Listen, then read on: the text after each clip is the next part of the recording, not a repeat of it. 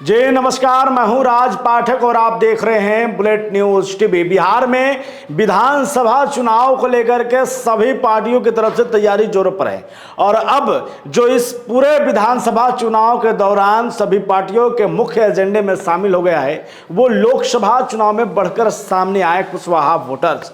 अब सभी पार्टियां, खास करके बिहार की जो पार्टियां हैं वो चाहती हैं कि ये जो बड़ा वोट बैंक है, कुशवाहा वोट बैंक है, वो किसी भी तरह हमारे पाले में आ जाए, हमारे साथ आ जाए, क्योंकि उन्हें लगता है कि लोकसभा चुनाव के दौरान जिस तरीके से राजद ने कुशवाहा वोटरों और कुशवाहा कैंडिडेट को चुनावी मैदान में उतारा और कुशवाहा वोटरों पर यकीन किया, उसी का परिणाम यह है कि बिहार में जो एनडीए 39 सीटों पर थी वो 30 सीटों पर आ गई और महागठबंधन की जो है वो 9 सीटों पर बढ़त हुई है। एक सीट जो निर्दलीय पप्पू यादव हैं।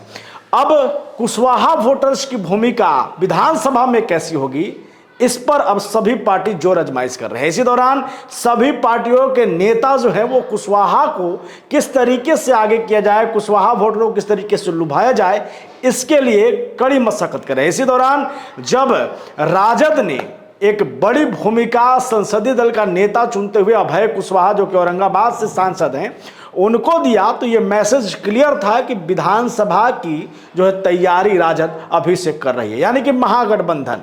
वहीं दूसरी तरफ उपेंद्र कुशवाहा जो काराकाट से चुनाव हार चुके थे और कुशवाहा के बड़े नेता माने जाते हैं, वो फिलहाल न विधानसभा में थे, न राज्यसभा में थे और न लोकसभा में थे। ऐसे में उनकी भूमिका को लेकर के कई सवाल खड़े हो रहे थे। ऐसे में बीजेपी जो राज्यसभा का एक सीट उसके खाते में थी, विवेक ठाकुर का जो सांसद बने, उसे लेकर के कहा जाता है कि कुशवाहा को अपने साथ वो जोड़ेंगे। इधर सम्राट चौधरी हैं, जो लोकसभा चुनाव के दौरान ये कहा गया कि सम्राट चौधरी का जादू नहीं चला और लालू प्रसाद यादव ने जो है इस पर बाजी मार ली।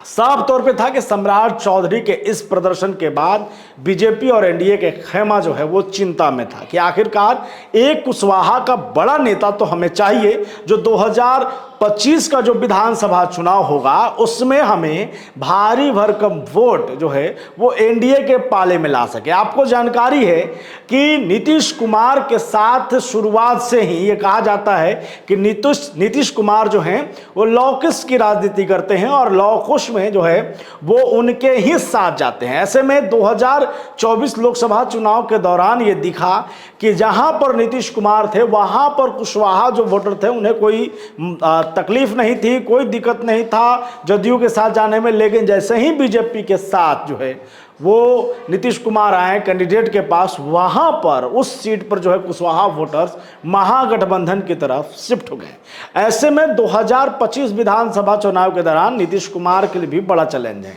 लेकिन सबके बीच में बीजेपी ने मास्टर प्लान चला और राज्यसभा सीट जो कि विवेक ठाकुर की खाली हुई थी और कई बड़े दावेदार जिस सीट के लिए थे, वहां पर उपेंद्र कुशवाहा जो कि काराकाट से चुनाव हार चुके थे, यहां तक कि तीसरे नंबर पे थे, उन्हें मौका दिया गया और वो राज्यसभा पहुंचे हैं। साफ संकेत है कि कुशवाहा वोटरों को अपने साथ जोड़ने की पूरी प्लानिंग है।